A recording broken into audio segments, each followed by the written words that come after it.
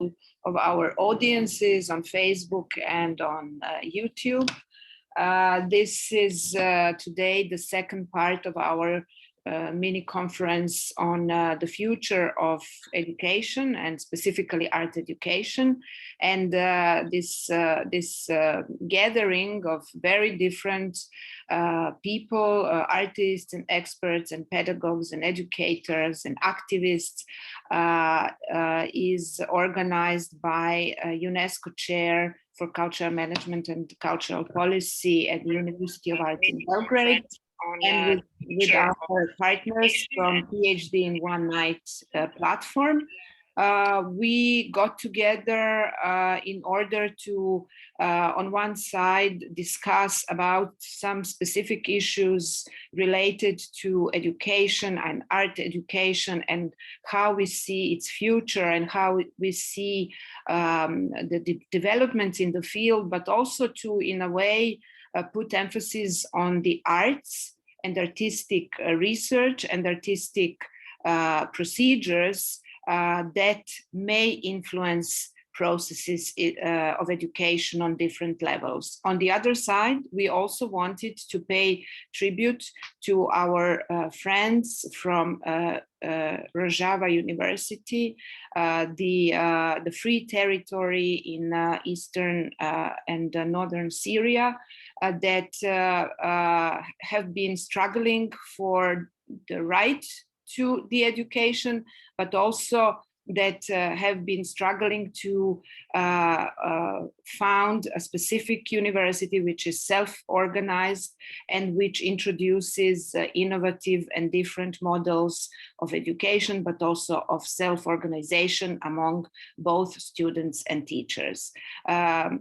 So for the first part of this conference, I will give the floor to Ivana Momčilović from PhD in One Night, who will moderate this first part and who will, together with her colleagues, talk about their own experiences, their own experiments with education through arts in different contexts. And after that, we will hear several examples that come from our University of Arts. The last half an hour of our gathering, we will leave for open floor for the forum, where we will be able to discuss together, to comment on the presentations, and also to hear our audiences with their questions and comments. So Ivana, please take the floor, and the audiences who are following right now, everybody can leave comments and questions in the chat at the Facebook page and at the YouTube page. Thank you, Mariana. Thank you, all your team, Milena and Milica. Thank you, UNESCO Chair for Cultural Management. So I will share the floor in this impossible task with several people from our group, because we transformed basically our film into giving voices to the experimentation from our group. So yes, hello everyone, I'm Ivana Momčilović, I'm a dramaturg. You will hear just my voice, and I'm sorry my image is not working, but since the war in Yugoslavia, I'm living in Belgium. We started a decade ago with our collective people coming from nowhere, now and here, to establish an international artistic research platform on connections between art, education, collective intelligence, emancipation, and to think on other types of educational thinking and thought, and to think about the collective intelligence, other types of educational universe and university, and to examine the role of art and artists in contemporary capitalist education and society.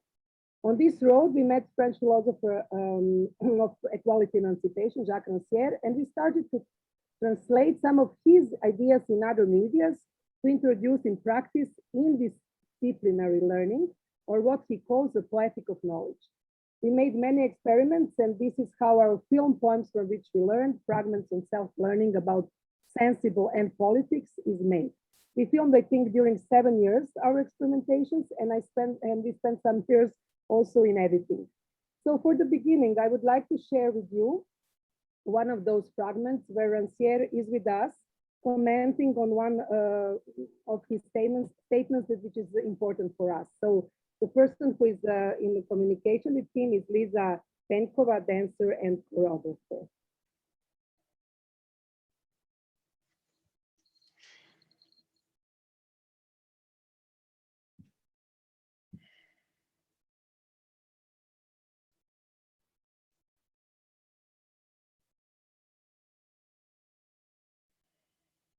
Me is the question. What's the matter? I'm sorry, it appears that their sound is not working. I'll try again.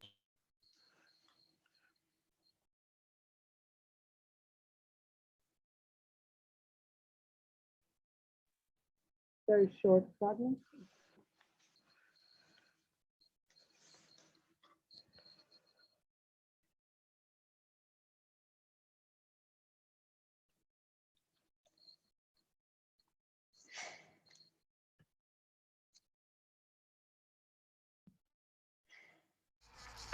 I can read this. Yes, okay. So as you say, interdisciplinary, it is not a matter of going besides the disciplines, but breaking them. My problem has always been to escape the division between disciplines, because what interests me is the question of distribution of territories, which is always a way of deciding who is qualified to speak about what. The apportionment of disciplines refers to more fundamental apportionment that separates those regarded as qualified to think from those regarded as unqualified, those who do the science and those who are regarded as its object. I began by moving outside of the boundaries of the disciplines of philosophy because the questions I was concerned with revolved around the Marxist conception of ideology, the issue of why people found themselves in a particular place and what they could or could not think in that place.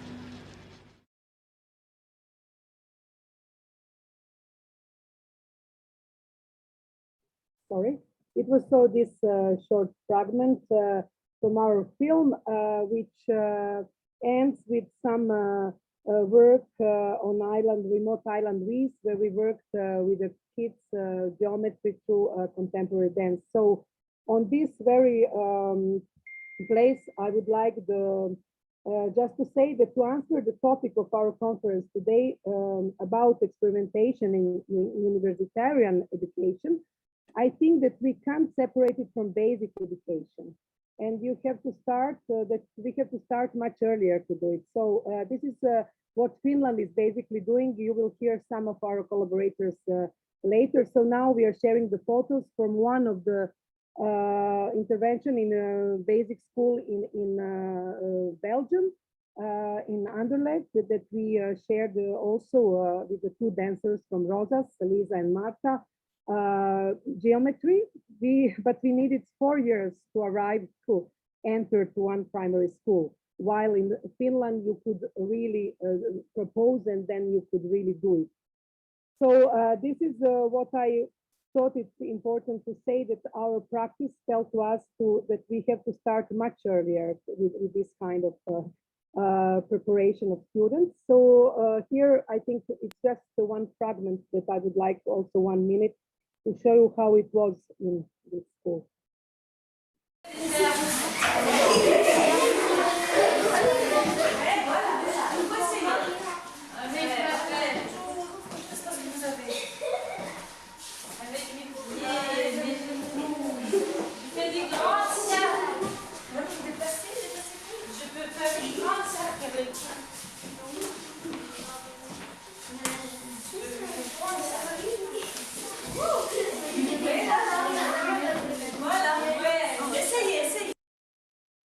Yes, so that was this fragment that we worked for 2 months, during 2 months in this primary school. I think what is the most interesting is that the evaluation of teachers. They said that it is like they saw the class upside down. Just the students who were the most non-active and they were never involved in the educational process. They were the most brilliant and the most innovative. So this is how we try to also have this experience. And I think with Dan also we made, she could maybe later tell you in the debate about also we introduced violin and music in this school, because there is no musical education anymore in Belgium, I mean in European schools in the obligatory agenda. So for this very end of my very short presentation, I just would like to say and to connect how we work then with the biggest university in Belgium, Université Libre de Bruxelles, the Free University of Brussels. So the Department of Political Science of this university invited our collective to make an exhibition, Fiction of Memory, on Yugoslavia 20 years later. While 1,200 students of this university from different departments had obligatory exam in the subject of Yugoslav singularity based on our exhibition. So why I'm showing you this? Because I think it's very, it's important to say that it was the very first time that Free University of Brussels engaged some artists to produce some knowledge and to share knowledge through art. Unfortunately, I have to say that it was also the last time, because it was 10 years ago and it was never reproduced again. So this first had a great success among students. Jacques Rancière, that you see on photos, joined our exhibition and our project, displacing his intervention from usual amphitheater to the experimental amphitheater that he organized in the exhibition in a whole space named Salvador Allende. I have to say that we had big problems to deal with university, because they couldn't understand why Jacques Rancière will not speak in a big classical amphitheater, etc. So to conclude this contribution today, I would like just to say that to the answer how the exception could become a rule, how we could arrive to more of experimentation in education, my answer, based on several years of our praxis, is that we have to start much earlier to implement experimentation, displacements, and to encourage self-learning, to encourage students to research and to create their own paths in learning and to subjectivize the knowledge. After several years of research and experience with our group PhD Monite, we could say that in that what we made and all those practical exercises, experimentations, really develops a self-confidence in students. You will hear later some of our students also who were on course, and later creates emancipated participants in the society. So this is the moment to introduce our next colleague, which is Diana Teclich, researcher in sound, violinist, composer. She could also say some words about her. I think Diana is here. Yeah. Hello. Yes. Yeah. Diana from Brussels. Yeah. So maybe we showed first your fragment and then you will say how you see that. It's okay? Yeah. Okay. Super.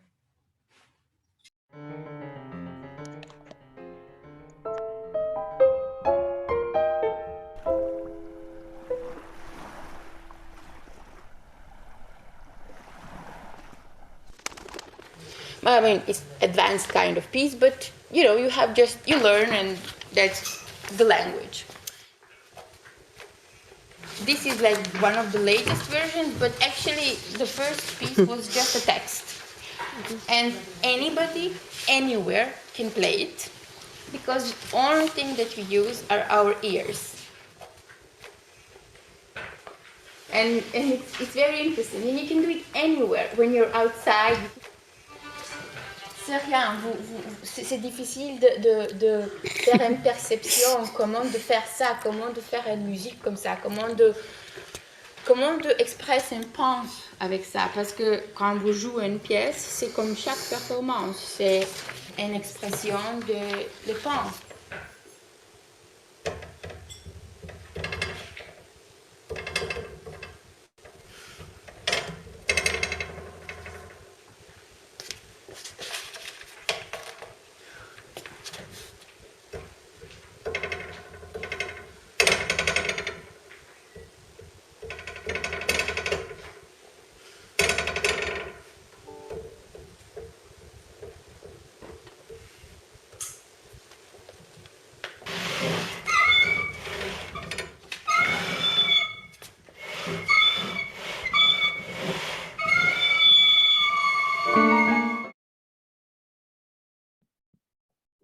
So before giving to Diana floor, just to say it was a fragment from our film, and this was our work on one of the experimental courses in a fine art academy in Brussels, Department of Choreography. So Diana, welcome. Hello, thank you, Ivana. Thank you to our hosts of today, Mariana and Milica, and the UNESCO Chair in Cultural Policy and Management and University of Arts, Belgrade. As Ivana mentioned, my name is Diana. I'm based in Brussels, a violinist, sound and silence researcher, composer, and I express myself through different mediums, and currently working in educational department through different ages, from very young to very adult, and university level students, and a doctoral candidate at the Center for New Music Research at the Huddersfield University in the UK.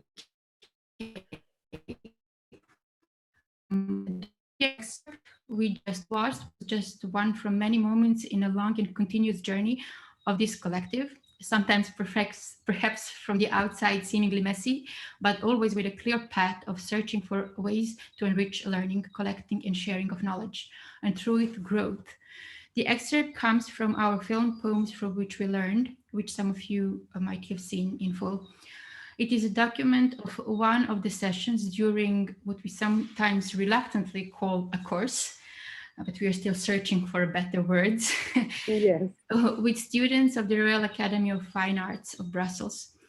A session on which students of choreography and performance arts are listening to experiences of a musician, and through practice exploring what would these experiences be and mean for them, and if and how they can be applied according to their needs. What is put in motion through this and all the sessions that took place emphasizes thinking indisciplinarity. Indisciplinarity, a term coming and inspired by Jacques Rancière, rather than interdisciplinarity, is a term the collective prefers to turn to as a unification and eraser of borders between disciplines. Thinking indisciplinarity in practice means creating an environment in which exchange and practice-based sharing of approaches for ways of seeing, ways of listening, ways of moving can take place.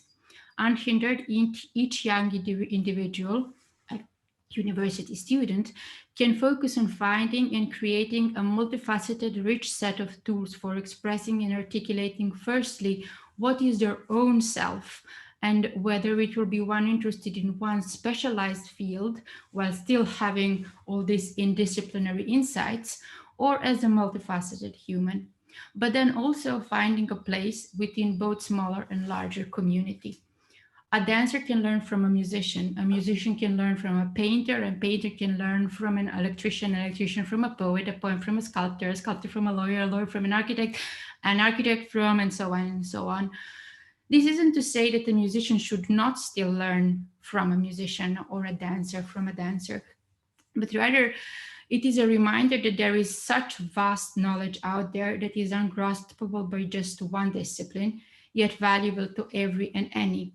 That if minds can be adjusted to thinking about all the knowledge as in disciplines shared by all, it might become a little bit more accessible to anyone, anywhere, and at all times. In artistic work and the development of personal ideas, we all often ask same or very similar questions, but we approach them from very different perspectives. Of very different previous experiences. Exchanging possible ways of how to question the same things can open an unexpected path that, slightly altered to suit a specific discipline better, can result in a wider spectrum of tools for arriving to an articulation of an answer for the question we are seeking. In this way, placing oneself and observing through perspectives of others, one does not just become a more versatile and skillful in their own field and for their own merit. This act enhances growth as a wholesome, compassionate human, open to understand and see from different perspectives to their own. We can learn from each other and we can all teach each other. Through this process, we can maybe slowly reach a society that as a whole can function in a more compassionate, empathic, and equitable way, willing to share and aid in any situation, education one or life one. The process of studying and education will always have a set of specific goals, but one can reimagine what those goals are. People coming from nowhere with projects PhD in one night and now also the Guerrilla University is aiming in the kind of education that as a goal is setting the process of learning, education that aims for learning on how to learn and not just execute and produce. Our focus today is on university level studies, but if we are being honest, education is a continuous process that starts from birth and lasts till the end of one's life. With this in mind, when speaking of any future of education, we might as well think about all the levels of education as a whole. The earlier a mind learns that it can seek knowledge everywhere, the longer it will remain curious and hungry to expand, lasting throughout the highest academic cycle of one's education and beyond. But as I said, today the focus here is on the university. And on this note, I would like to pass the Zoom spotlight back to Ivana and further to our fellow humans, artists, educators, and students that have in various moments and forms taken part in this collective project and search, and who will speak on or about some of those concrete moments from our interventions.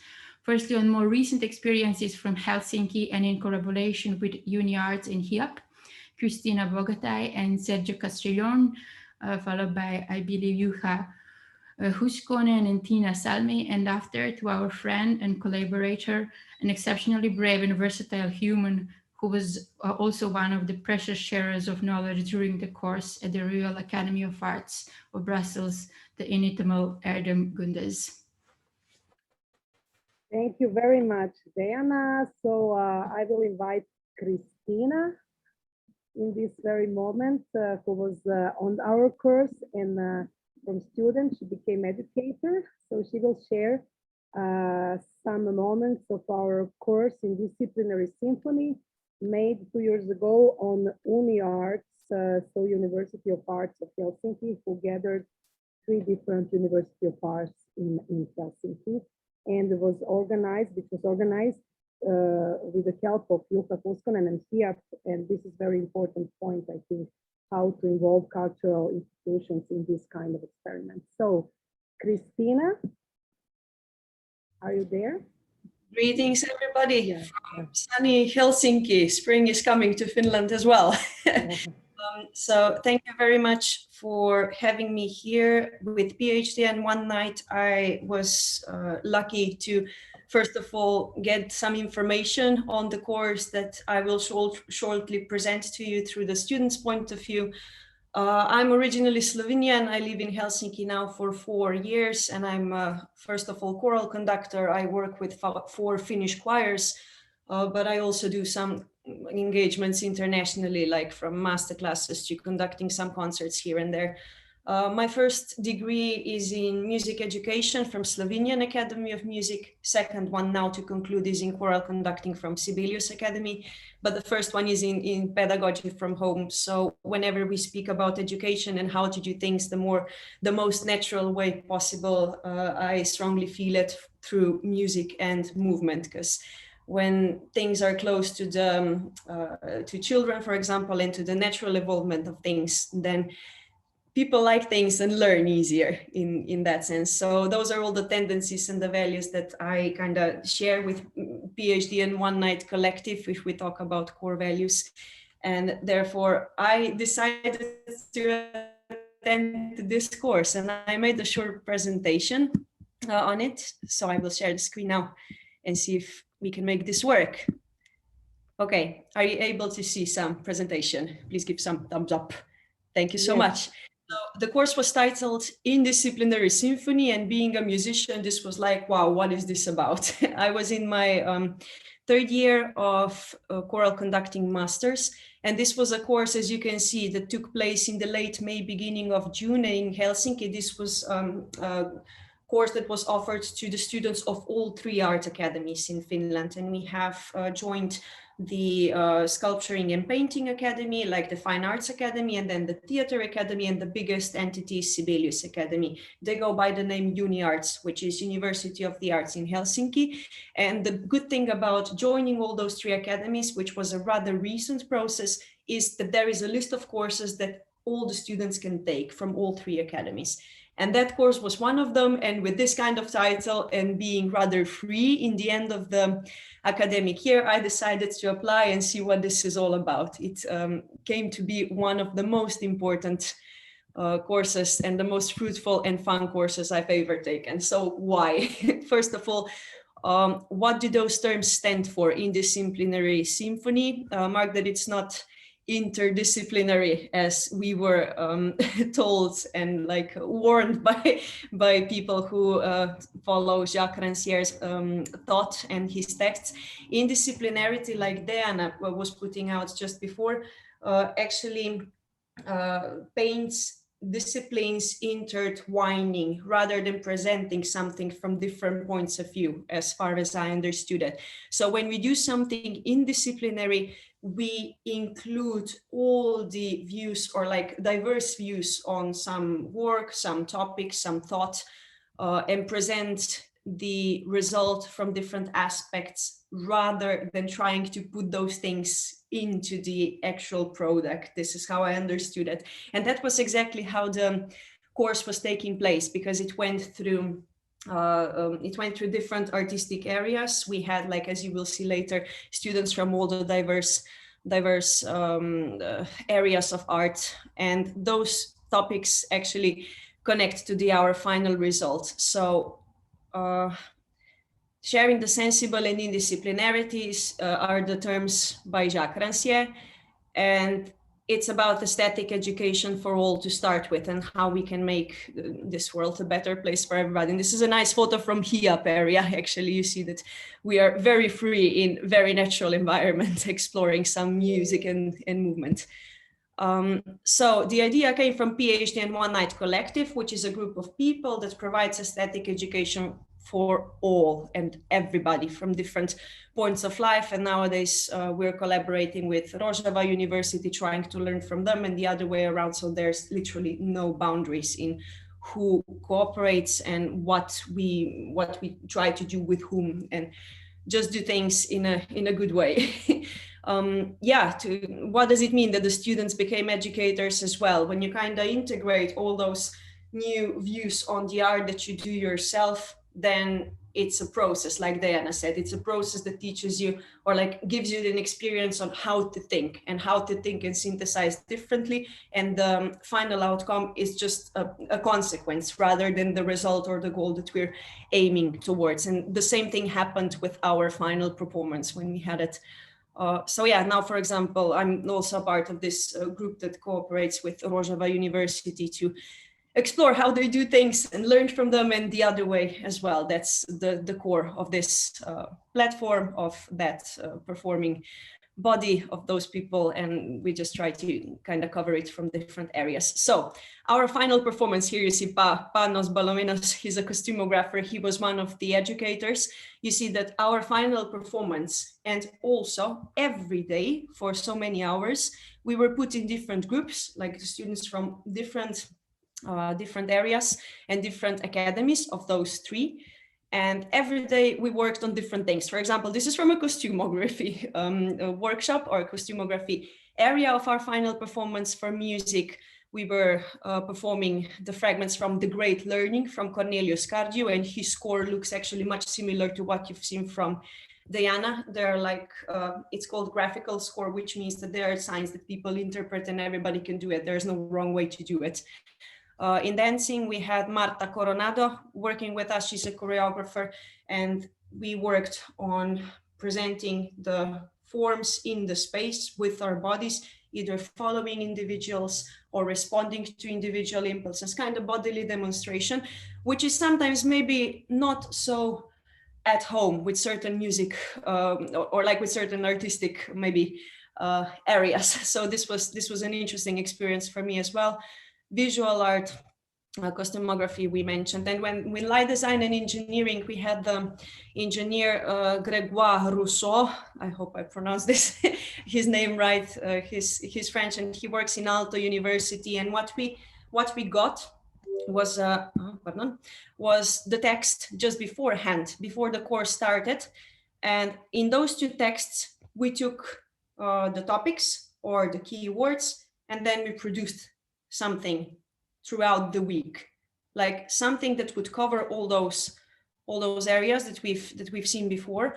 And the final performance would be kind of together, like an outcome that's a result of a process rather than the goal we aim towards. Because, for example, in music and maybe in other arts as well, we would have such a process that we would have a piece that we really need to practice, and that's our goal, to perform it well. What does that even mean? We don't know. But here in this course, like throughout the week, the result itself was rather, as I see it, a consequence of our activity throughout the week rather than an extra goal, which I have to say it's rather foreign for classically trained musicians, maybe for other artists as well.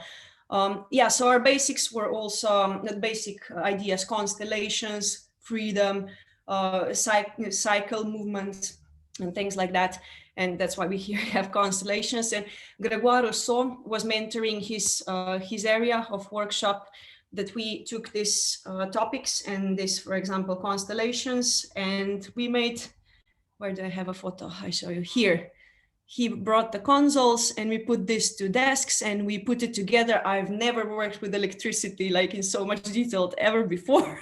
So my father would be proud, he's an engineer. And we created all those different areas of our final performance. So 5 days of a course, and on a Saturday we had the performance in this wonderful building, which is the Central Library in Helsinki.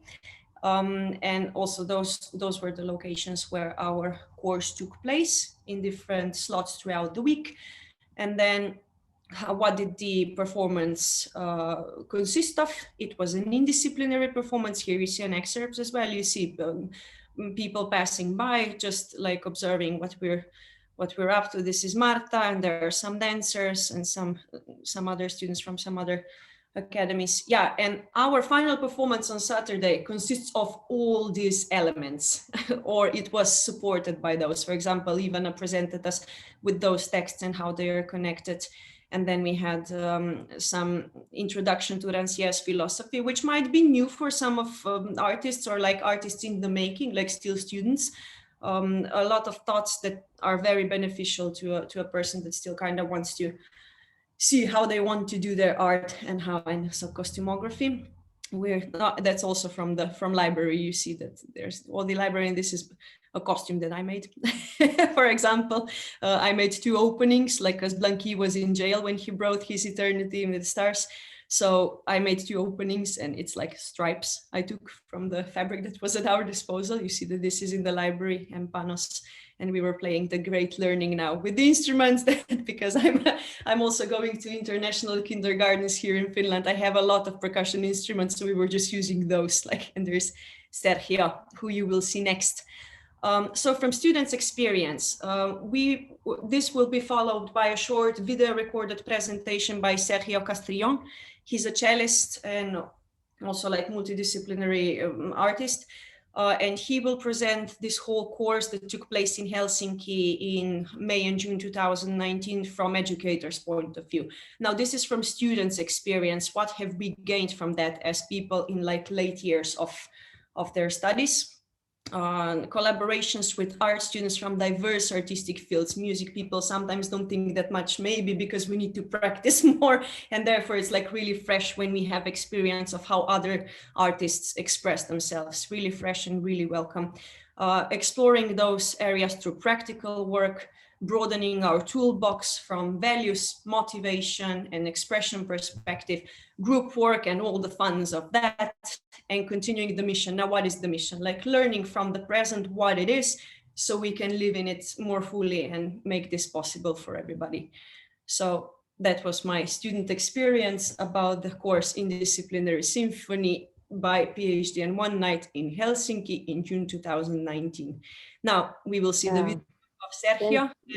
Thank you very much. Just to say before, I think that what now Christina showed, it is really okay. I will say it later then because I could say it. Okay. I just want to say that for me, what is the most precious experience with this course, and then I hope that later you also could say some words. It is this self-confidence in the students discover their capacities for something that they were never really thought that they will be able to do, because passing from one indiscipline to another, it was really miraculous. We had 30 pages of evaluations of from professors, from the academies, but also from students. So now Sergio, from now teaching in this moment in Sibelius Academy and couldn't reach us, he recorded a very short fragment to share with us today. Yeah. Hello, my name is Sergio Castrillon, and I'm really happy to be part of this project and this collective.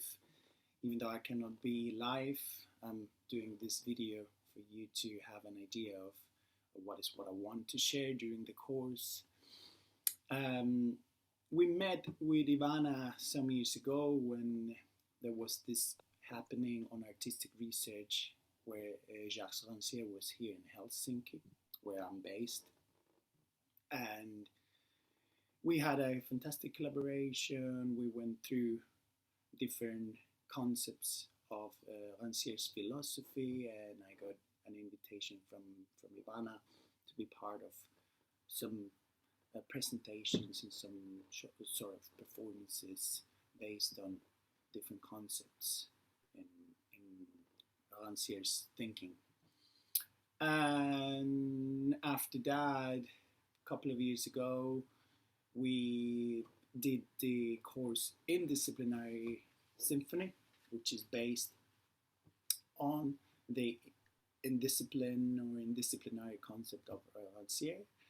And we had a fantastic group from the Arts Academy of Helsinki that includes people from the Music Academy, from the Art Academy, and from the Theatre Academy. And we worked under the concepts of indisciplinarity, liminality, deconstruction, resignification, unlearning, which are concepts that are used a lot in Rancière's philosophy as well. And for that, I chose to use as a tool or as a channel for exploring all these concepts, The Great Learning by Cornelius Cardew, which in my personal opinion is one of the backbones of experimentalism, and connecting this with experimental music, which is what I really want to push forward in new education, and as the topic of the conference is related to experimental education and the future of our education. I think experimentation is the key to go towards a new education model. So I'm gonna here reveal what is like the main point of this course. Actually, Ivana told me that I only have 5 minutes to pack everything into this video, and I'm now more than half away from it. So the idea is that the students participating in the course can deal with availability. So what do we have at hand? What is the space we have? That we don't need to have like very sophisticated and demanding technical requirements for making art, for making something that is sonorous or sonic. So what do we have in here? I have 5 minutes. I have here this computer. I just have here in my house this space because of coronavirus. You can probably hear around me the sound of my fridge, the sound of my kitchen, because I'm cooking at the same time because I have to leave. So availability, what do we have in the space, right? Deconstruction and resignification. So what do I have in here? I was trained to be a classical cellist, but I want to resignify this instrument, and I want to deconstruct the idea of what this instrument is and adapt it to my own current identity as an artist. Unlearning, liminality, displacement, all these terms are also connected to what we're gonna explore in the course, and trying to do everything we have, trying to do something with everything we have at hand. So I think that's pretty much everything. The 5 minutes went really fast, and I have 5 seconds to improvise something for you.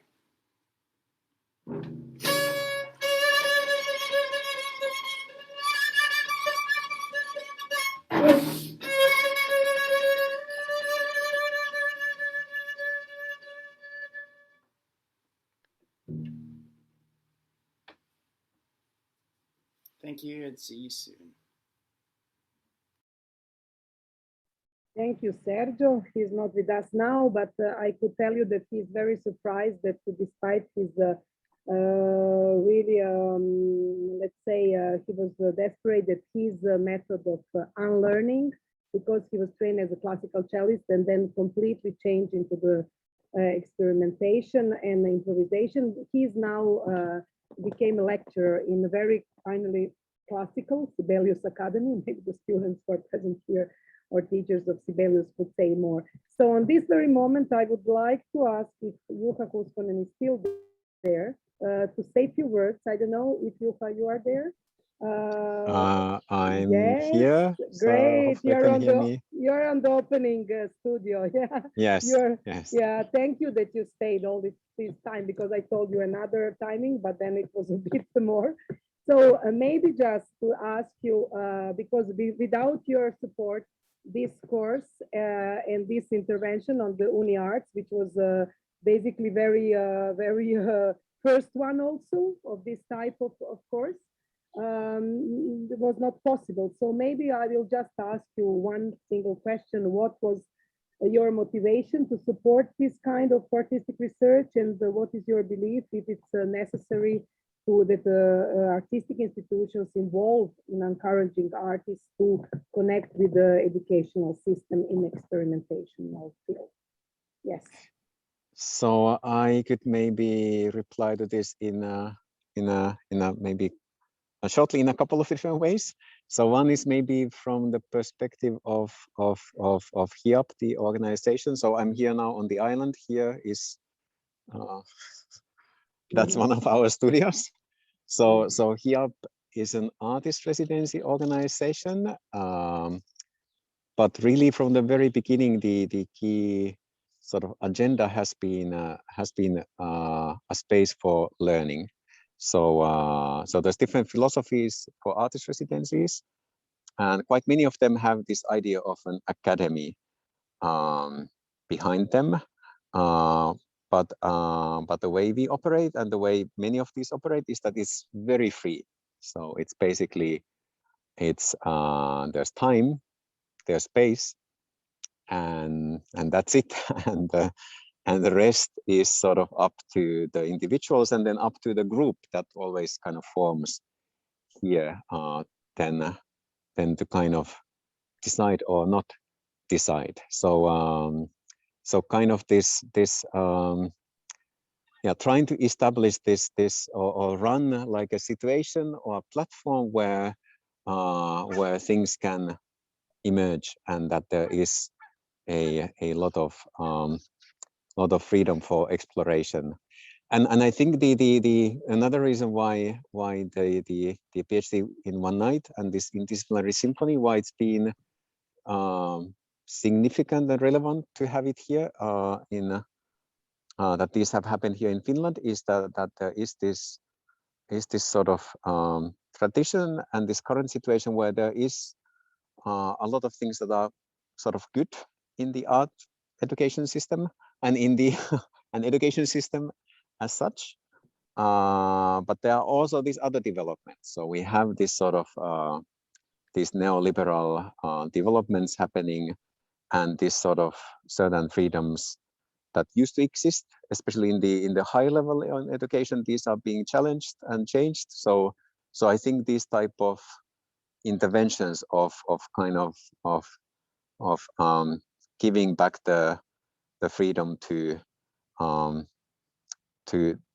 whoever is there to somehow freely then experiment and explore rather than to tick certain box or like some kind of predefined parameters. I think this is really super important. So yeah, that would be my comment and my greetings from Helsinki. Thank you very much, Juha. So yes, I will just give a word now to the person that I met through HIAP, because HIAP organized already several networkings in connecting artists and educators and educational institutions. So Tina Salmi, teacher in a high school, sport high school in Helsinki. I think it's very important to say that in national educational board in Finland, they introduced the obligatory direction that the universities collaborate with the high schools. So I think this is very important also to say, because what we made in a school where Tina is teaching Finnish language, and we don't speak Finnish, but with us was one sculptor who is a Finnish sculptor, Anni Laakso. She's with us today. I want to say just that it was a really great introduction to our course, then later on UNIAT. So Tina, yes, I think that it is now the moment to just introduce you and to give you a word about our intervention in your school. Yeah.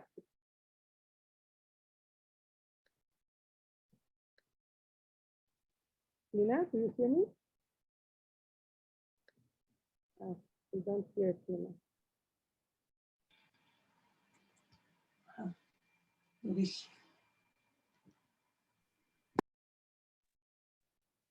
Tina? Sorry. Okay. Now I unmuted. So hello everybody again.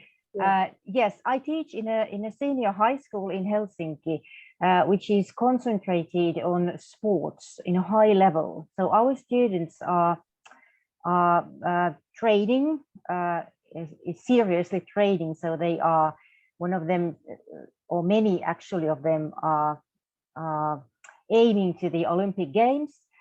So in their lives is sports and academic studies in order to afterwards go to university if they are not going to be professional sportsmen.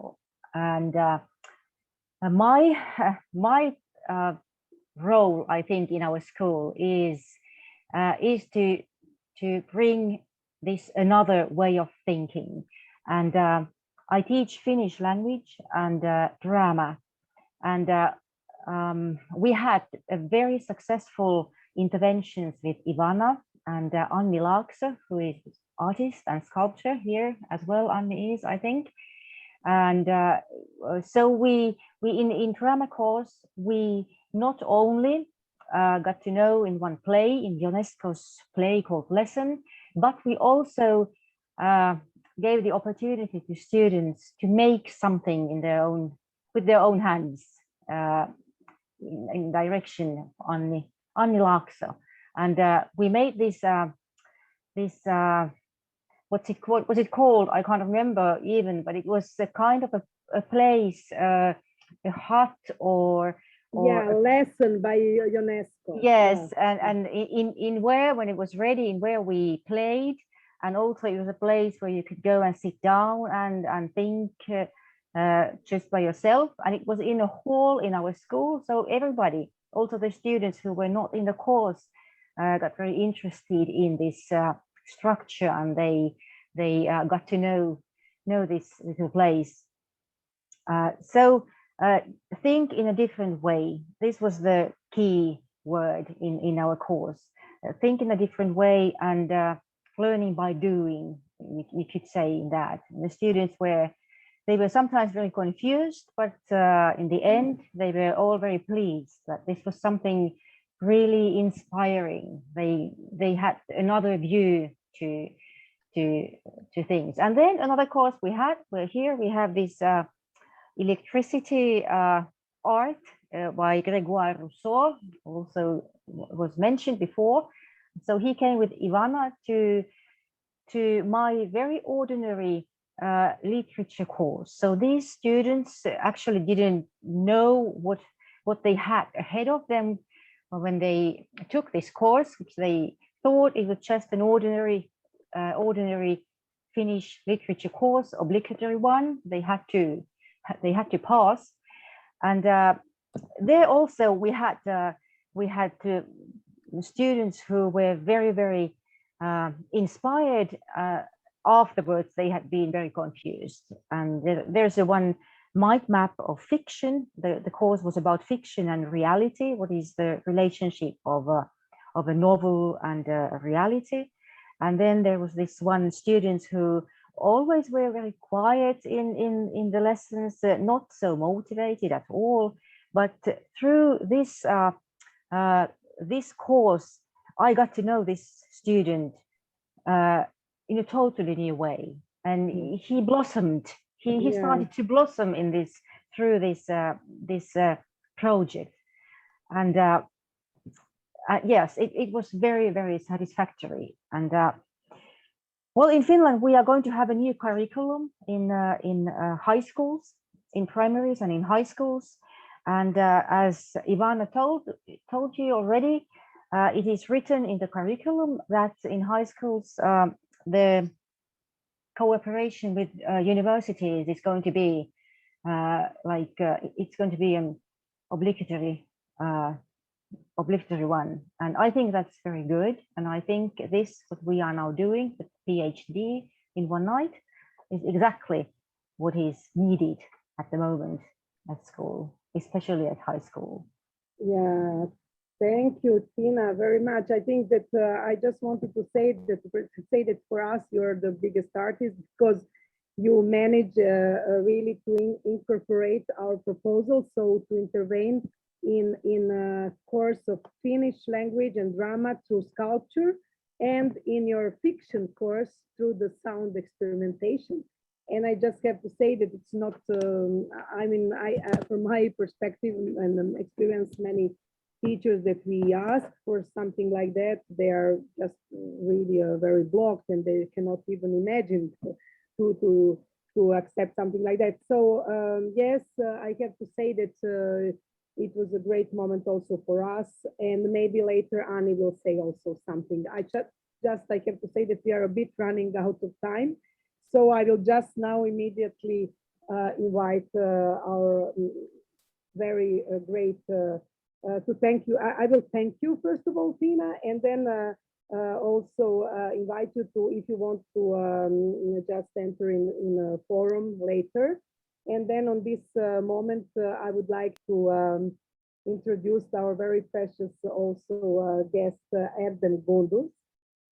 So Erdem, hello. You are in Poland, I think now. Yes. Do you hear me, Erdem? Yeah, hello. Yes. Thank you, So, Anna. yeah, we are honored. Everybody. Yes, we are very honored that Erdem is with us. He was a participant in our film, Poems from Which We Learn. You will see very short fragments with his participation and his work with the students. With us, he is also known as a standing man from Taksim Square. He is choreographer and electrician who became a symbol of nonviolent protest related to Gezi Park's defense. He inspired the masses to join his stillness movement, standing 8 hours immobile, and from that all together they make and create a true collective movement of resistance. Rancière also wrote on several occasions about his Doing Not movement, which is a perfect example for Rancière of reconfiguration of sensible and inequality towards a world of equality. With this, on the first view, modest means. In his educational background, Erdem, so we could find that he obtained several degrees: artistic, choreographical, theater and dance one, but also technical one, and scientific, agronom and electrician one. So Erdem, welcome again. I will just propose that we show the fragment first, and then we have two short questions, so we will do them later, okay? Bilirler. Yani eğer 3 kişi bir yerde toplandınız, Türkiye'deki yalancı mahkemeler ya da özel mahkemeler sizi terörist ilan edebilir.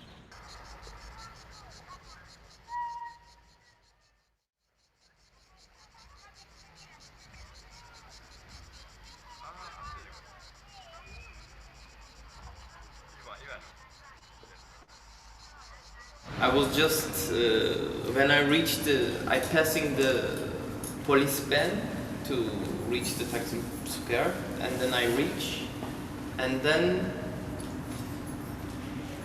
actually my body react, and it means Intuition. because in democracy or there is some rule. In casino, there is some rule, and the case always win because they put the rule.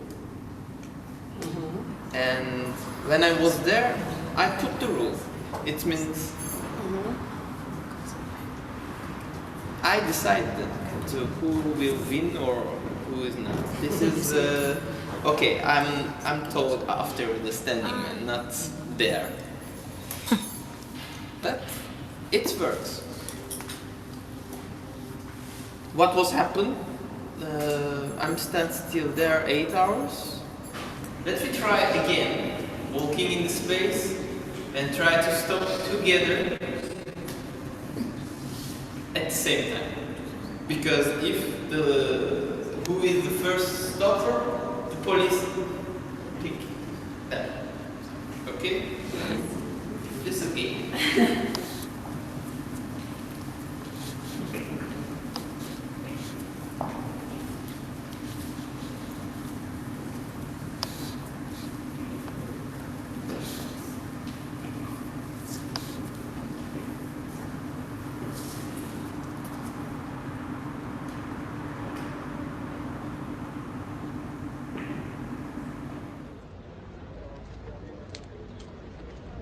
Bugünden beri burada bekliyorsunuz. Nedir amacınız? Bir öğrenebilir miyiz? Sessiz bir direniş mi yapıyorsunuz burada? İsminizi öğrenebilir miyiz?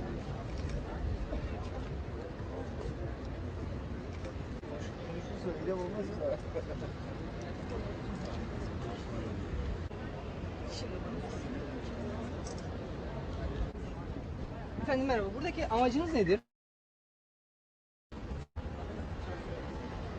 Şu an bir eylem var galiba.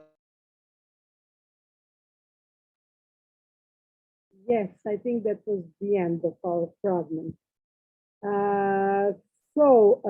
Yeah, we have two short questions. Maybe Milena who had the third one. Yeah, do you hear me?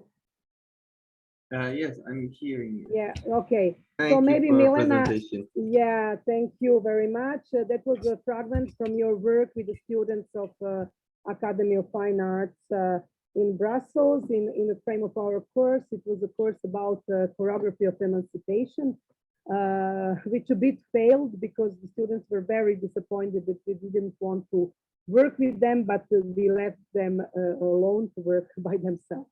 But now I just say that we have two short questions, and then maybe Milena will, because she said that she has to leave before, so maybe she will immediately join us. We will see.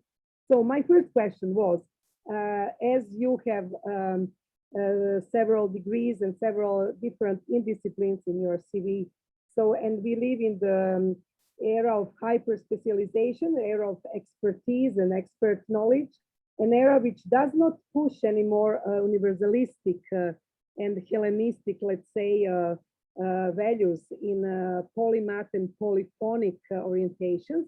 Did you have any problems in your life making your CVs? Just very basic question. How you make your CV and how you present it?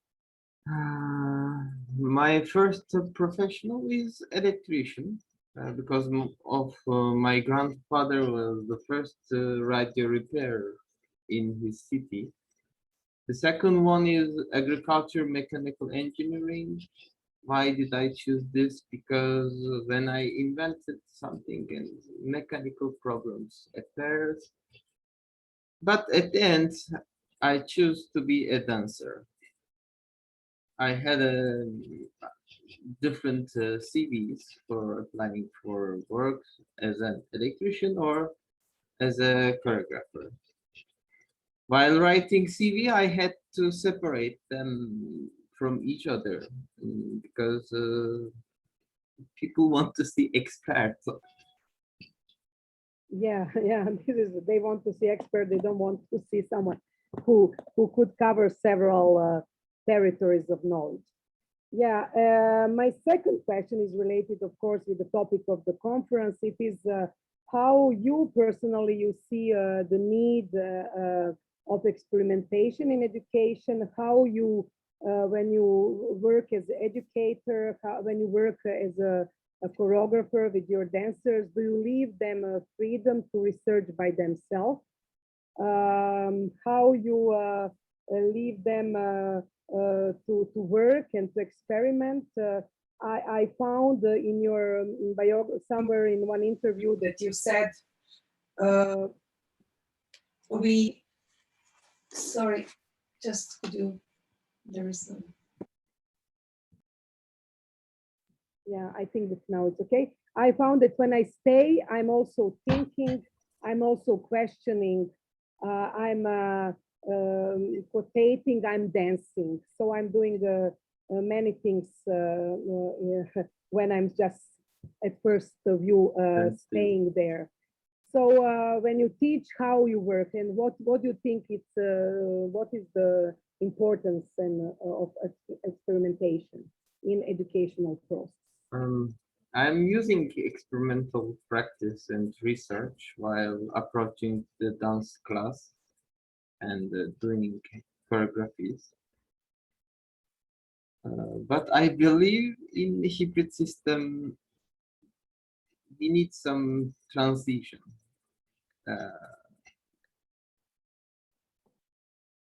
Nobody knows the potential of human beings, especially this ancient education system. And the education system is not evaluated people according to their abilities and potentials.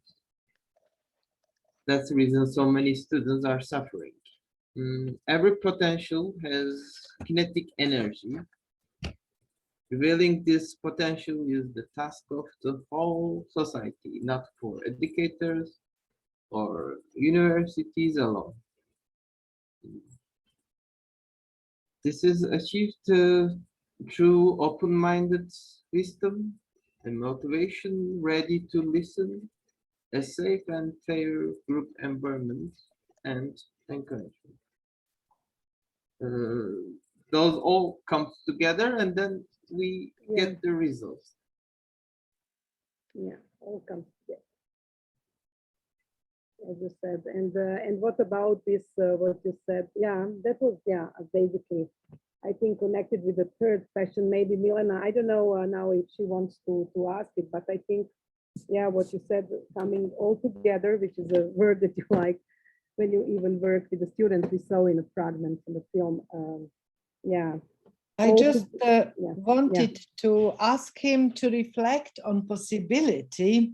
Is it really possible to introduce, let's say, poetics of dissent, of rebellion as part of a teaching and learning process in art universities?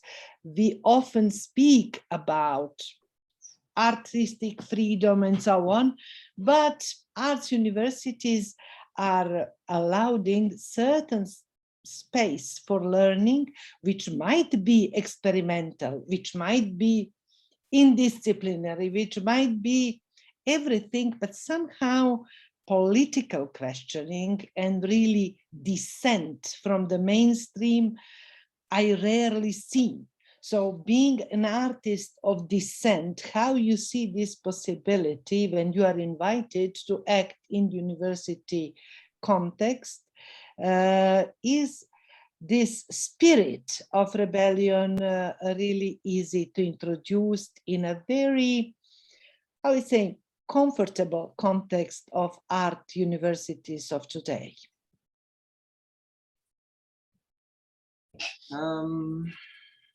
I believe, yeah, we don't need any more calculator or robots. We need individuals, human characters, and this needs empathy and human approach. I want to say it's necessary to give chance to whom the system didn't give the hope for them, because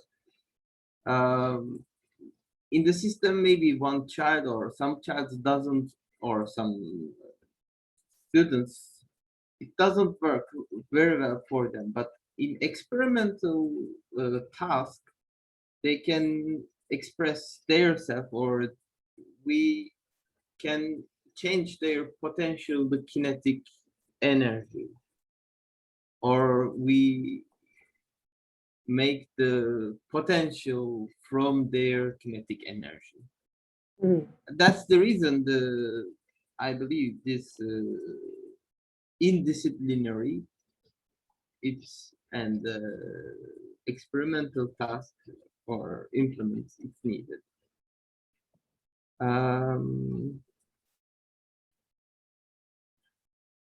Yeah, I think I try to give the answer. Thank you very much. Thank you so much, Erdem. Thank you all the participants so far. Thank you, Ivana, for moderating it. Now we are ready to hear a few examples that come from the University of Arts, from where we invited several teachers. I have to say that unfortunately, Professor Irena Ristic couldn't join us today due to some important meeting at the faculty, but here we have a few other collaborators and teachers of the university that will give us some other examples that come from their own teaching practice in this context. I would invite first Professor Bojana Matej, who is the teacher at the Faculty of Fine Arts and also the postgraduate course of theory and art of arts and media at the University of Arts. She will start this sequence with her presentation. After her, we will hear Jovana Karaulic and Alexander Brkic, who will continue with their own specific examples from the educational practice. So Bojana, the floor is yours. First of all, I would like to thank Mariana for inviting me to this conference that tackles very important issues related to the possibilities of emancipation in and through art and aesthetic education. Thank you, Diana, Ivana, Christina, Sergio, Tina, Erdem, Juha. I don't know if I missed. Great, thanks. I mean, okay, I am. I just want to mention everyone because of our egalitarian principles here, and so thank you for this very intellectually stimulating presentation of the collective project PhD in one night. that strives to explore egalitarian and emancipatory aspects of art as a form of knowledge production or artistic research, aesthetic education. So firstly, I will provide some comments on the conception of artistic research and art as a knowledge production, and then maybe pose a kind of question instead of conclusion. I mean, it is a conclusion at the same time. I would actually like to start from Dan Graham's statement that artists always dream of doing something that is more social, more collaborative, more real than art. So the genealogy of aesthetic and artistic research has been always related to the history of emancipatory struggles, especially throughout 20th century. And there are many avant-garde artists, philosophers, theorists who advocated the thesis that one of the crucial tasks of artistic practice is revealing truths or transforming the life forms. And just to mention maybe a few of them, like Bruce Nauman, who said that the true artist helps the world by revealing mystic truths. Or, for instance, Alain Badiou, from his 15th thesis on contemporary art, art is a process of truth, and this truth is always the truth of the sensible or sensual, or the sensible as sensible. And also, as for Rancière, this question is a bit complicated. As he, yeah, always, yeah, yeah, as he made a critique of Badiou's in aesthetics in his text, Aesthetics in Aesthetics and Anti-Aesthetics, when he said that any regime of politics presupposes an egalitarian principle. In order to divide the ruled and the rulers, both must be able to understand the common address. And dissensus, a sort of dissent, actually occurs when this presupposed equality is activated, which means that when it is at the moment when those who cannot speak actually, so that the part of those who have no part begin to. And in an analogous way, the aesthetic regime of art operates through the constant transformation of the line between art and non-art, forms of life and forms of art. But the question is, how can we best describe these truths, or are becoming life today?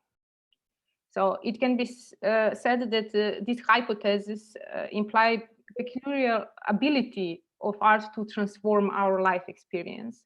And this hypothesis is at the core of the idea of art as research, and even further, art as a form of knowledge, or art as a thinking process, or art as a cognitive experience, and so on. There are a lot of other terms. So artistic research, by definition, does not quite correspond to the research on art-related subjects, such as art theory, art history, aesthetics, but it can parallel the discourse of critical theories that are popular nowadays. So it can be said that the primary site of artistic research should be, to a certain extent, academia. And that's an interesting point. And indeed, the tendency of art practice to become more and more dialogical, more discursive, with a proliferation of biennales since 19th, artwork actually has become more of a research-oriented endeavor. And especially during recent years, artists have been asked by curators to realize site-specific projects whose contents and subjects aim for a relevancy for the local context. And to a certain extent, the artist then functions as a researcher who is much like an anthropologist in probing the local for a field study. So with the biennial exhibitions, different research approaches and subjects are employed to create an exhibition that actually reflects a sort of academization of art practice. And this can be noted as the transition from artistic work to research, as a theorist Hong Jong Lim put it. So artistic research is different from conventional research because there is a tendency for artistic research to cross the boundary between artwork and theoretical writings.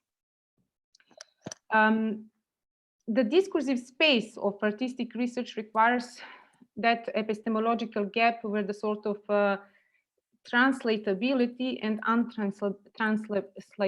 translatability between artworks and art writings are generated. And most artistic research operates on a discursive space that actually crosses between two seemingly unparalleled system of making of art and writing of art.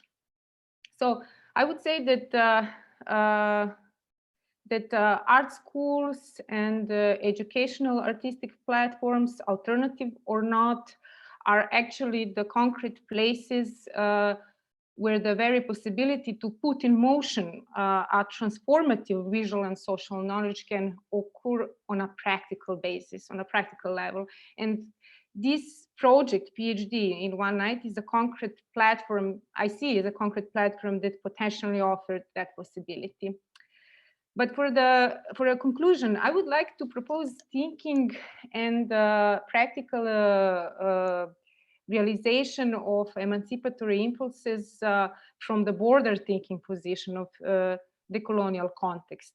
For me, one of the crucial question in contemporary globalization conditions is how to decolonize or de-westernize Badiou and or Rancière or Bruce Nauman. If one speaks about aesthetic education, it is always from the hegemonic Western knowledge system. We are always caught by the system of values, which is geopolitically determined by power relations. And from this point of view, it is important to deal also with the concept of inclusion, maybe more from the geopolitical context, because every inclusion rests upon a sort of exclusion. And I think that one should strive to find a new methodologies of producing a dissensus from that border knowledge position. So this is just a comment, and thank you. If you have some questions regarding my my comment or on your actually presentation, I would like to hear and to answer to them. Thank you.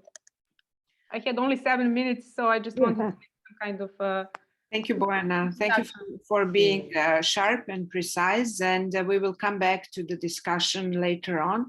Now I'm inviting Jovana Karaulic, the teaching assistant at the Faculty of Drama Arts here at the University of Arts, to share with us a few examples from her teaching practice. Just to unmute myself. Thank you, Mariana, for the introduction, and thank you for having me today. I will try to reflect on these thoughts or ideas from the previous part of the session, and also try to contribute with some perspectives or examples on the project that we are working with the students at the moment.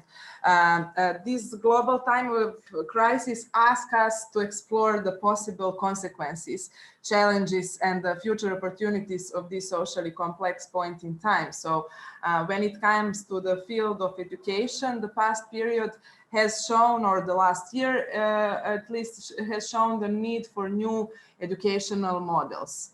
And now we ask ourselves, what models?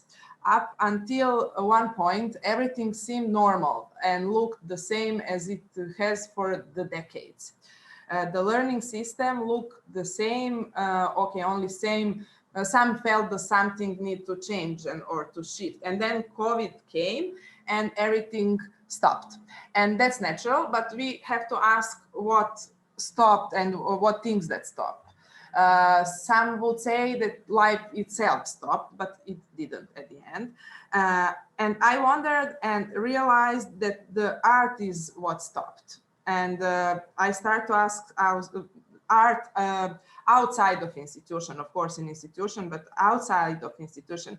And it even made me a little confused, because I start to ask myself how it is possible that not a single young person, I'm speaking from perspective of Serbia and theater field in Serbia, a young person from the theater field in Serbia doesn't have need to say something about these traumatic, let's say, social circumstances.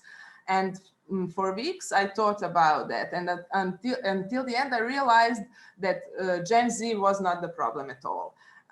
Learning and teaching approach was the problem, the methodology that does not provoke or initiate dialogue or experiment. And how to inspire from the perspective of teacher at the Faculty of Dramatic Arts. We are working with the future art managers, how to inspire art manager or producer who will push the boundaries, or who will create their own co-productions platforms, collaborative environments and projects, and how to involve community and values in all of their projects, and how to take care about the environment. What does the process of transformation and design of learning models look like today? We can ask ourselves, and we need to change in the ways we teach and encourage students to learn and to create. What types of knowledge and skills need to be combined in order to create novel education profiles that match the needs, and we need to think whose needs. And now I will start to talk about the possible example. Designs or redesigns come from the basis of practical student-oriented model of teaching. And it is a possible case of festival which is organized by the third-year students of the Department of Management and Production at our faculty. And for us, starting point for new practices must be linked with the values, and what our values are important to our students. And this is the initial question, the question of value as a starting point for shaping the festival theme each year. And this year is the 16th edition of the festival, and this year theme is climate change and climate crisis, as well as our attitude towards this issue. The festival this year is hybrid in its nature, and which is not new today. All programs will be live streamed, and some content in the physical space will also be broadcasted online. And here we come to something that can be perceived as new or model that is focused to unknown or to challenge. All offline content will be centered around the community. They will work together around this topic, students, faculty, and community in offline and online environment. We planted plants together, activation relates to biodiversity. We hold a garden concert in the middle of the faculty. This week we will have live public reading of theater plays related to the climate change in the pedestrian zone in the city center, which are part of the climate change theater action, global action. And for 10 days we will have opening ceremony and the opening performance of the festival, which is site-specific on the suburb of Belgrade. Usually and typically, festival is open in some big theater space institution in the center, in the city center, and we try to make that kind of participatory or different kind of thinking when community is part of the topic. yeah, I will just conclude that new tools and new skills in education of the future are associated with the new models of learning, and in this unusual time has brought anything to us. It is the need to think about how to change the big picture, redesign the process, and thus influence new formats that will be created by today's students and future professionals. At the end, I can show, if I have time, I don't know that if I am in time, just a short video with the activation that we already had before the festival start in few Yes, you can show it, Jovana. Let's see it. Yeah, thank you.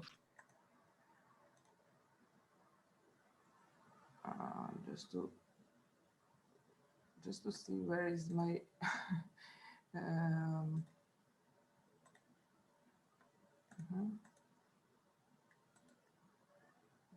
I don't see my screen. Let's try like this. Do you see my screen? We do, we do. Yeah, cool.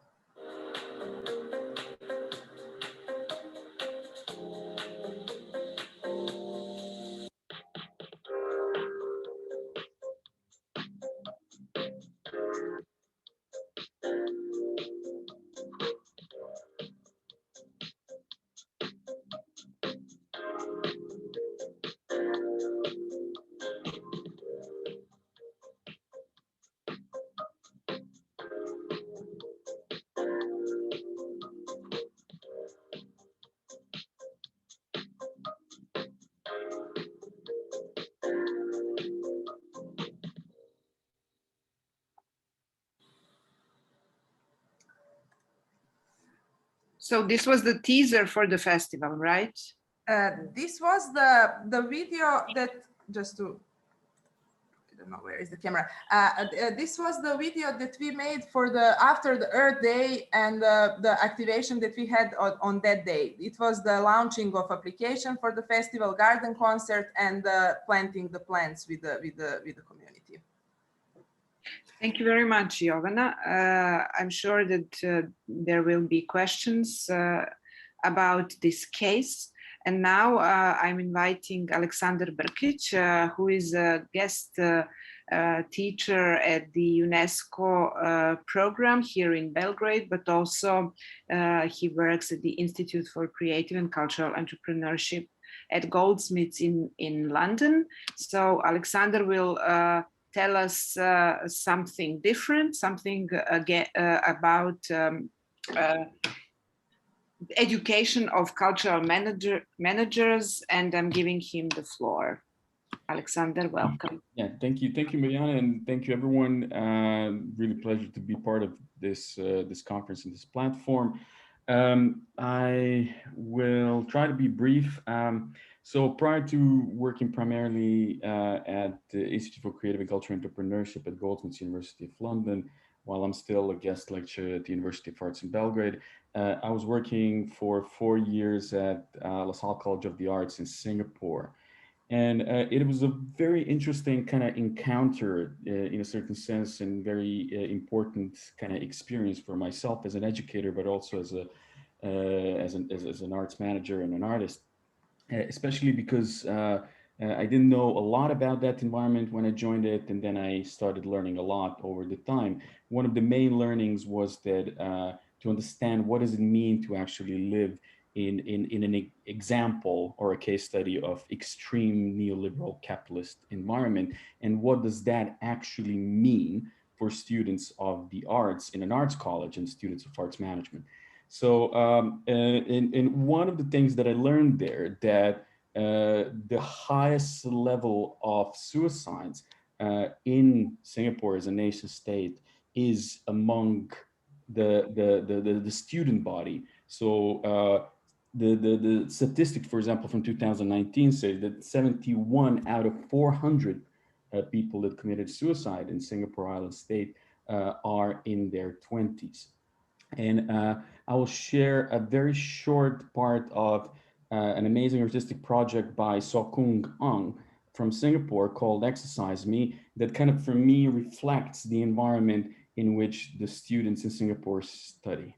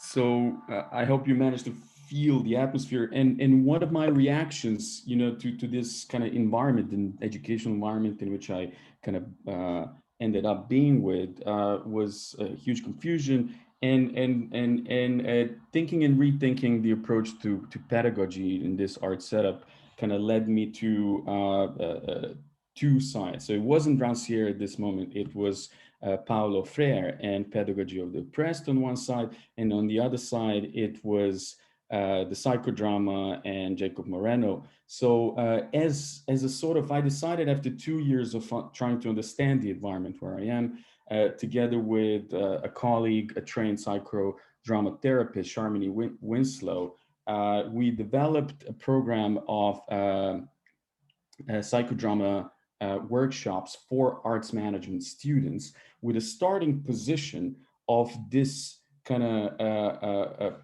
basic pressure of the environment from which they're coming to in the space of the art school. That is a starting position for our psychodrama workshops. So we worked in the groups of 12 students in Novena Hospital, which was also a very conscious and interesting decision. We intentionally brought the students to a psychodrama studio in a hospital. And both the psychodrama trainer and myself as their lecturer participated in all the workshops.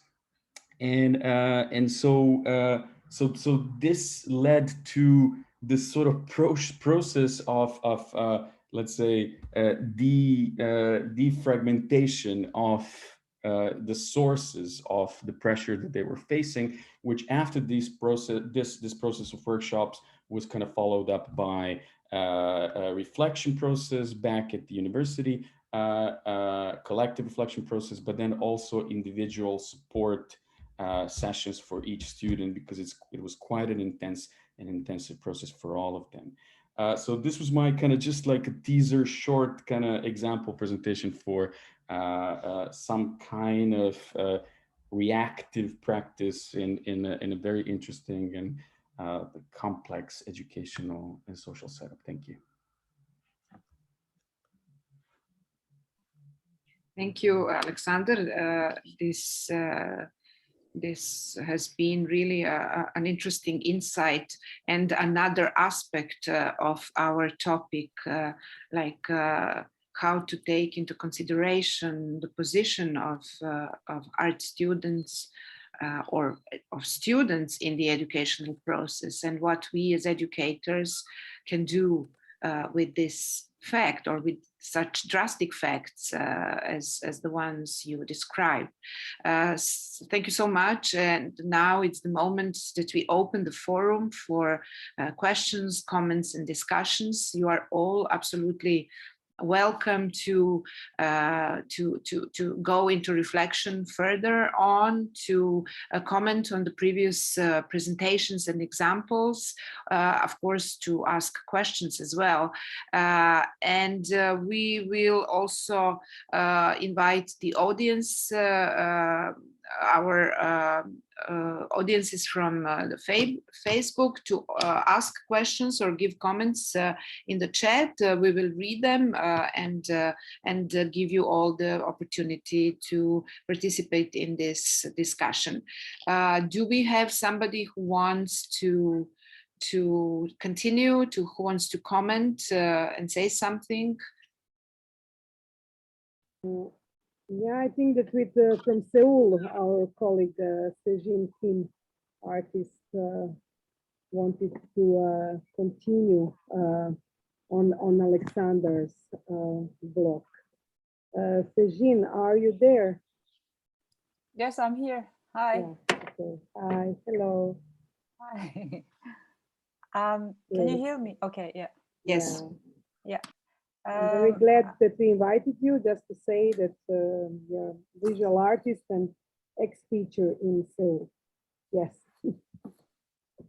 Hi, everyone, and I'm glad to see you all on this monitor. And then actually it's a late night, so I might fall asleep soon, but I was kind of Alexandra's video from Singapore, which is actually can be surreal for all of these people on this monitor, but it's actually what happened in actually Asia, East, I mean like a Far Eastern Asia countries. We are quite overheating for the education systems actually.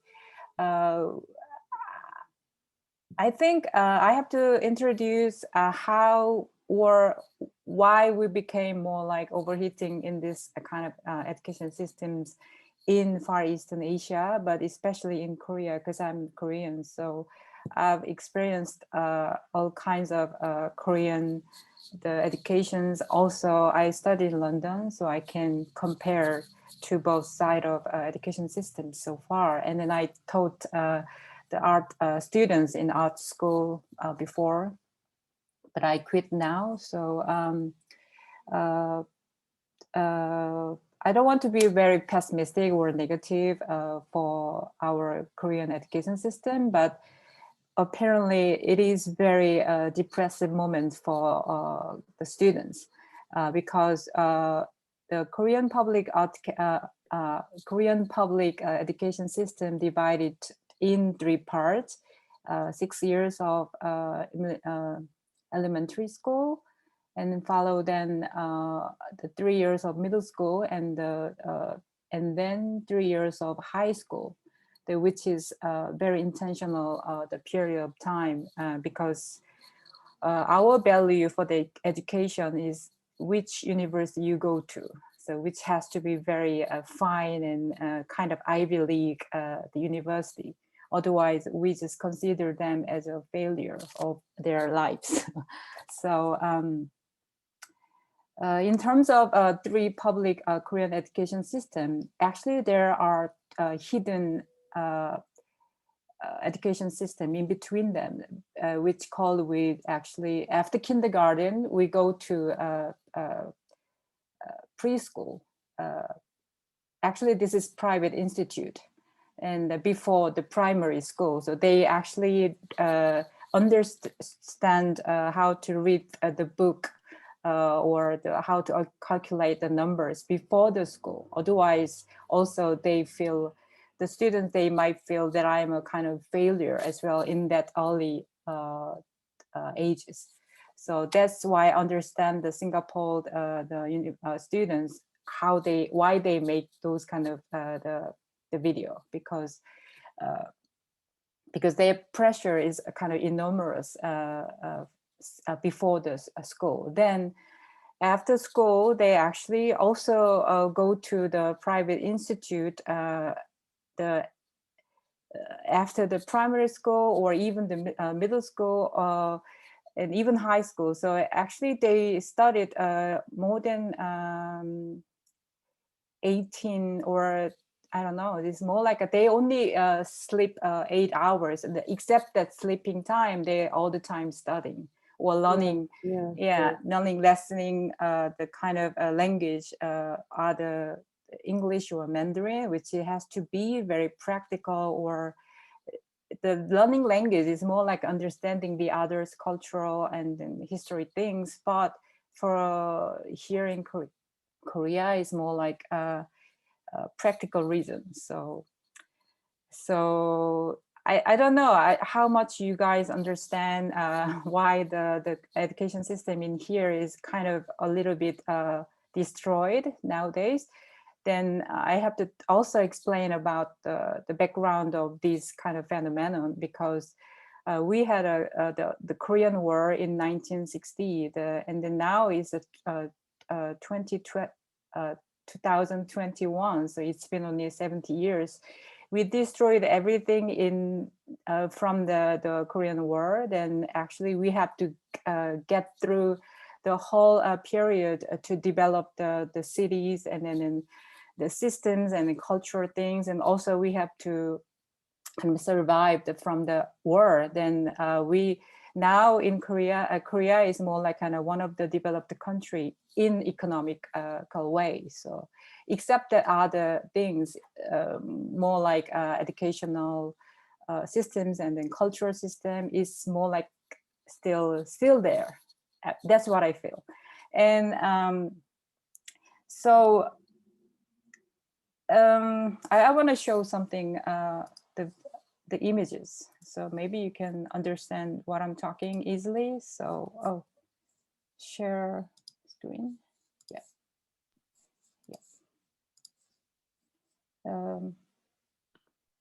This is the one of the building. This signboard is everything actually about the private institute, which is mathematics and English and the mathematics, and also it has the other the bank and the dentist or restaurants here, but mainly this building covered by the signboard of the private institute, and which is not only this building. As you can see, this here has a same the institute, and these are all for the signboard for the private institute. So I just brought the cartoon so that I don't want to show the real students in this discussion because it's so miserable. So these cartoon actually indicated how the students are depressed or have a lot of pressure to do something after school or between the schools. So yeah, it's also the same. Also, parents always nagging to study to the students, their children. So, and then they also describe the private institute as a monster. So, I was thinking, we after the war, and then we have to kind of we have to develop the country from the world, and our parents' generation, they believe in education is the one of the key to become an important position in our society. So we value everything on education system, so that we can go to the good college or university, so then we can have a good job and we can also survive from our society. So there's no space for the experimental or art kind of cultural idea of adult in Asia or even in Korea as well. So I don't know how much I can talk about these, the experimental, my experience in the university or in my previous education system, which is a little bit of similar with the previous video that Alexandra shows us. So thank you, Sejin. Yeah, I think it's very very clear what you've just presented and shared with us, how these processes of neoliberalization of education are making pressure on children, on students, but also on teachers. And I can help myself, but concluding that actually the universities need so desperately collaboration with many other different players outside of the university. I think that it's been clear that we all somehow go for those that develop different practices and that might be helpful for the education. And it could be interesting also to talk about that somehow, to go towards the end and to summarize all these important and interesting examples and try to see what we can do, what's there to be done.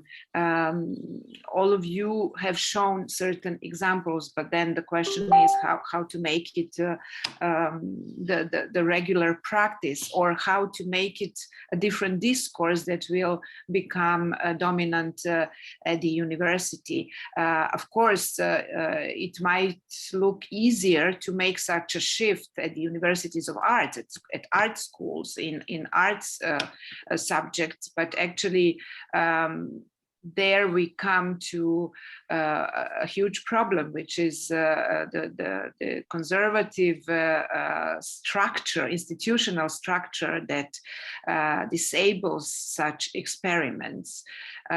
So it would be good to hear also some other comments from our other guests, if they want to share some thoughts with us. So they would be very, very welcome.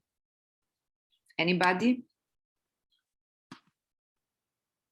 I heard that Nina de Vrom wanted to say something, but she's not on Zoom. She's on this other platform. I don't know. Is there anyone collecting the questions from the other platform? Yeah, I think I can say, because okay, I said that the hybrid system needs, because it's really hard to change this traditional education system. And that's the reason maybe Koreans not easily learn English. When we saw the cartoons, generally it's about fear of English, because English, if you want to learn English, you need open-minded and I'd say space for children, for their creation, how to express. I think it needs together. This Finnish system and Korean system should be together. It's same like human being, how to characterize itself. It's not tight, it's not large, it should be between, it's small line, I believe. Going together, yeah. Just one comment there. I mean, Finnish system and South Korean, they are ranked as the best systems in the world, but their methods are completely opposite. And this is why I think it's very precious that we have 2 points of view today to see how the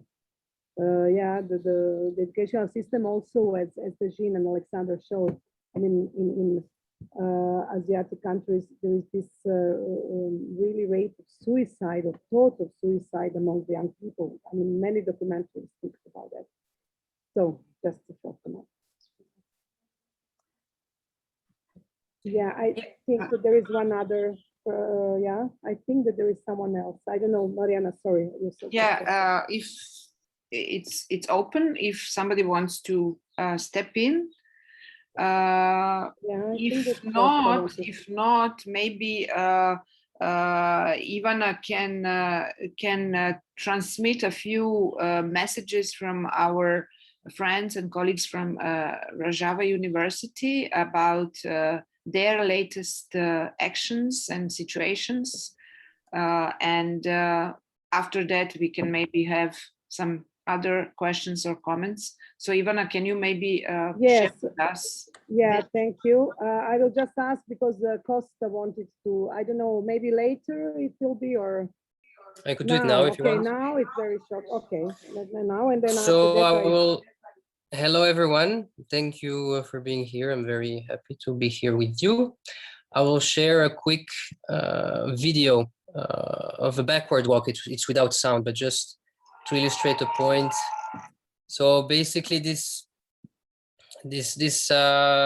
I was asked to give few comments on this video, and so this backwards walking is actually represents really this idea of actually this tradition, like what place should we give traditions, how far back should we look in order to be able to go to the future, which I don't know if it's really relatable, but for example, me as a musician, as a classical pianist, I'm constantly every day in conversation with myself about how should I play this in relations to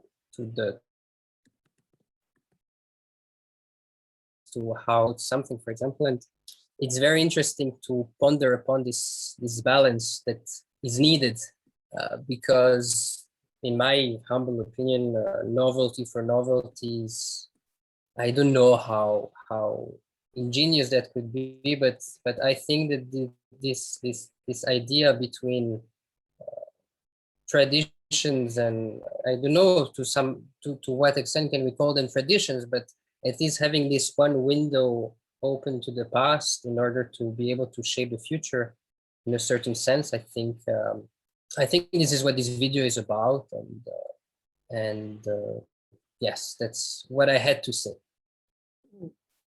Thank you. This is what we made with the students, walk backward.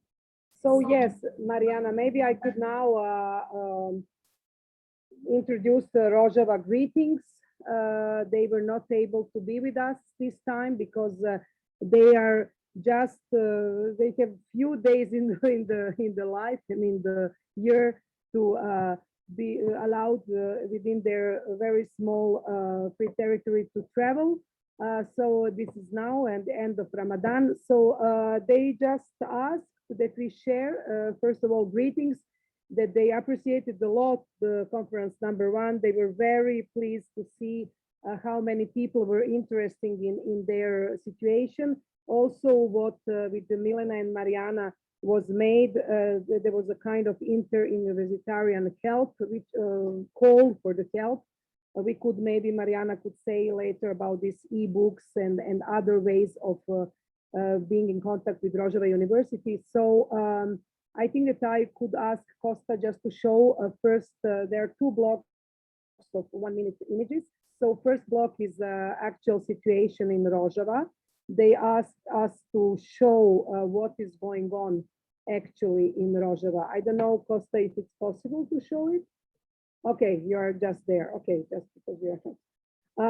So there is a kind of a dramatic, potentially disaster ecological, which is going on actually in Rojava. So for everyone interested, we could share also the press release. I mean, they wrote also in English. So Turkey stopped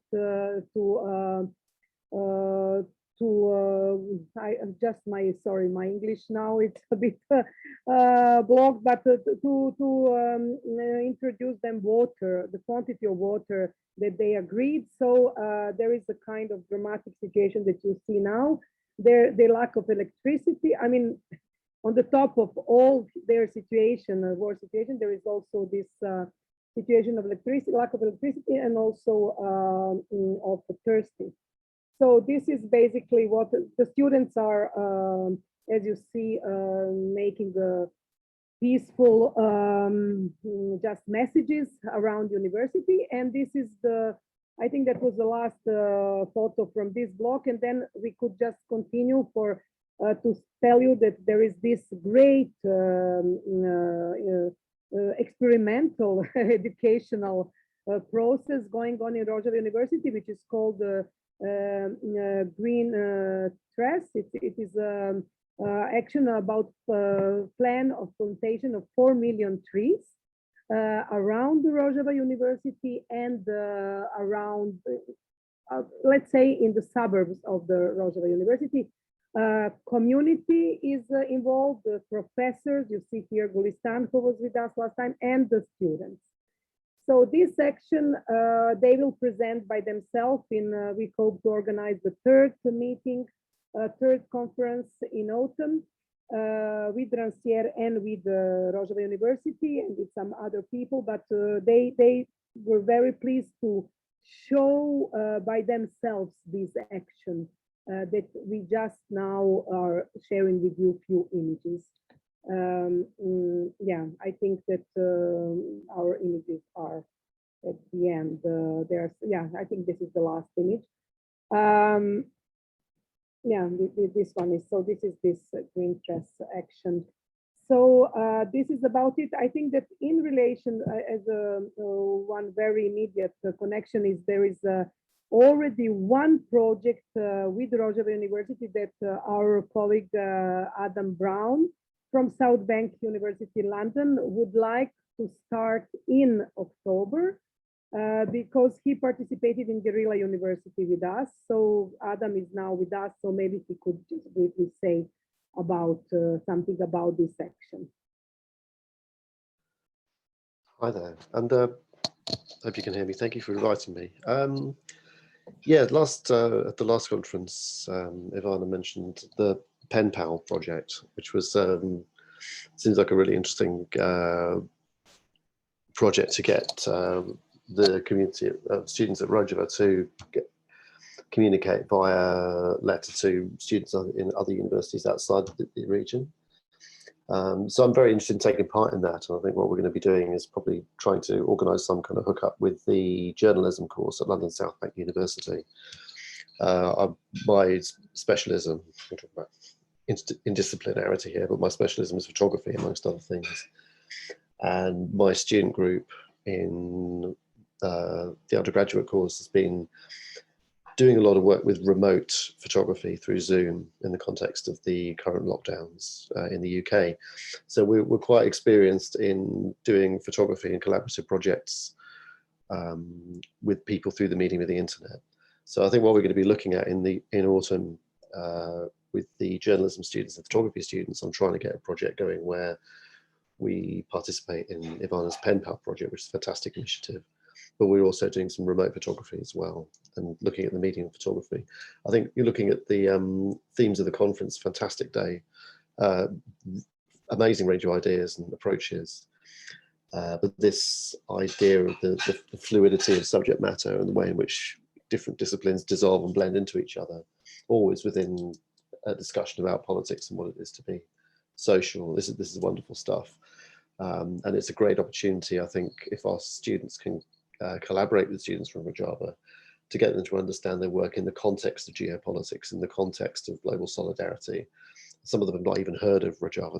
They won't have even encountered the concept or know of the history of the region, only through the very desperately inadequate representations of the British media. So yeah, well, it's going to be a really interesting project if we can get it off the ground. So I'm looking forward to starting on that. Thank you. Great, just a very brief comment. So yes, this will be what Bojana mentioned, the census, sharing the census. And I'm very glad that you, Adam, after inviting poems from which you learned last July on your conference in South Bank, Teaching and Learning. And this year, Mariana does not know, but he invited Anne Hjortgutu with the film Manifesto. So we are very glad for the connections in the frame of Guerrilla University. So yes, we will work on the landscapes of from Rojava, and this is a great opportunity that through the photographies and that Rojava students and London students could exchange, we could organize this Pen Pal project about Pen Pal. It means a correspondency project. I think that you remember from our childhood.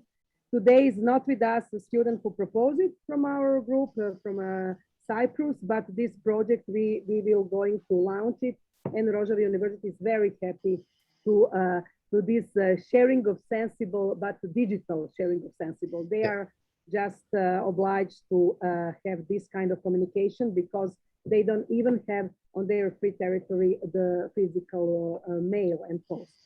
So thank you everyone. I mean, this was just my last comment. I also want to thank everybody for being here, for sharing, for being patient, patient listeners. And thank you, Ivana, for this collaboration that opened actually a lot of questions for all of us about how to work, with whom to work, how to cross the borders of our territories, of our usual territories.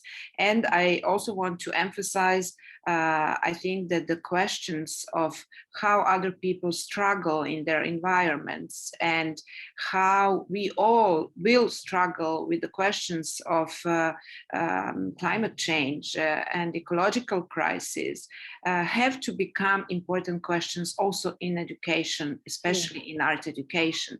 And I'm sure that we will see a lot of new debates and discussions and conferences around such issues, around these links, and around our doubts and our ideas how to deal with this world which is ahead of us, which is in front of us, with all the changes it is bringing or it has brought. So thank you once again. I hope that you also enjoyed this small gathering and conversation. We do not have any questions or comments from Facebook, so we will conclude this meeting. The video will be on the YouTube channel of the UNESCO chair. So if you need to look at it again, or if you want to share it with your students or colleagues or other people, you will have the chance yes, to do also our film, sorry, who wants to see the entire film, they could contact Mariana or Milica or us, etc. Yeah. Good. So thanks a lot. Thank you to everyone. Thank you, everyone. Yes, really. Yeah, it was really miles and miles. We are all disparate in the world, but united in this topic that we hope to continue in the next sequences of those conferences. Thank you, everyone. Thank you, and have a nice evening. Yeah. Bye-bye. Bye-bye. Bye-bye. Bye.